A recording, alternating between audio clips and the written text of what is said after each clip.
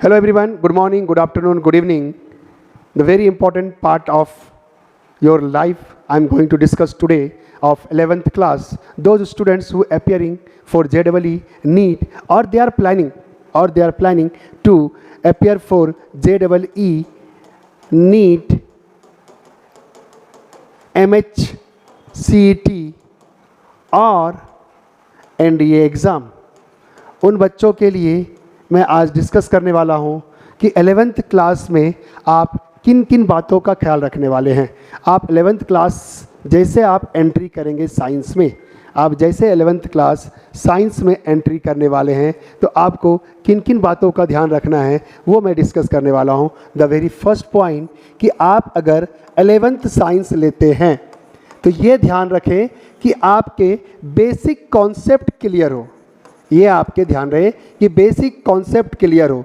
ये नहीं कि बाबा पेरेंट्स ने बोला साइंस लेना, अच्छा मेरा बेटा साइंस ले रहा है, ठीक है मेरा बेटा साइंस ले लो बेटा। नहीं, अगर आपने ये ख्याल सोच के लिया है कि मुझे साइंस लेना है, बस 12th करना है, then you can't do JEE, you can't do NEET और यू कांट डू MSCET और NDA।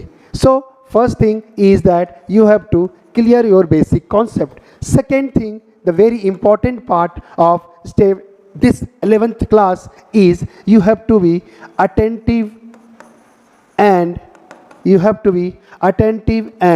punctual. The very important part, क्योंकि बच्चा क्या सोचता है, अरे 11th तो लिया है हमने, 11th क्या टाइम पास ऐसे निकल जाएगा, हो जाएगा। तो अगर आप अटेंटिव एंड पंक्चुअल नहीं हुए तो this will create lots of hurdles in 11th class. अगर आपके 11th क्लास में आपको अच्छा करना है तो आपको first thing is basic concept, second thing is attentive and punctuality. अगर आपके अंदर अटेंटिव एंड पंक्चुअलिटी है then only you proceed for 11th class. Then अच्छा important part is sir attentive and punctuality is what? Attentive and punctuality का अगर लगाऊं तो meaning is sitting power. Important is that कि you should have your sitting power.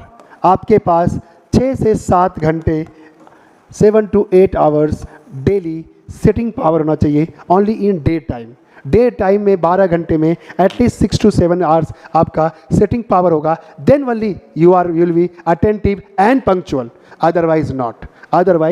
आप कितने भी कोशिश कर ले, अगर आपको 6 से 7 घंटा सिटिंग पावर नहीं है then you can't think about the 11th science, JEE NEET और NDA।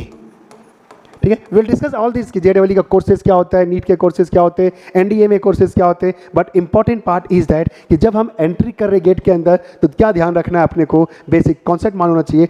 Basic concept means what? The third point is आपके पास मैथमेटिकल टूल्स होना चाहिए।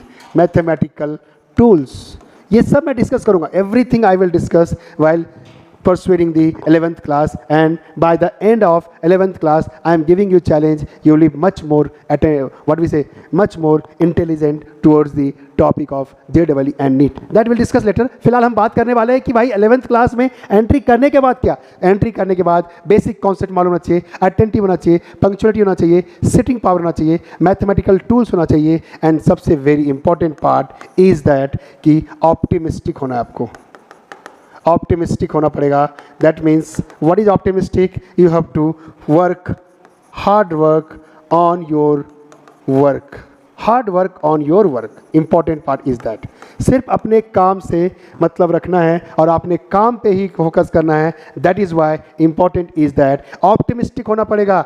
Then only you can achieve the goal of JEE, NEET or NDA. We'll discuss many more topics about this one. This is the first topic. What is the important कि आप जब 11th science में जाएंगे then what you will do. So join this coaching, that is nucleus coaching, for this best option for your Rahuri areas students. So all students those who are studying nearby our Rahuri, then they can join this institute. This institute is very important and this is a new class we are open here so that we can reach to the students those who are in need, those जिसको ज़रूरत है उन बच्चे के पास जाके हम पहुंच सकते हैं।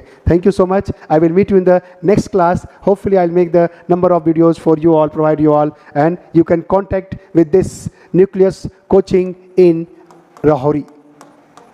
It is mixture coaching class at, or we can say near bus stand. Thank you so much.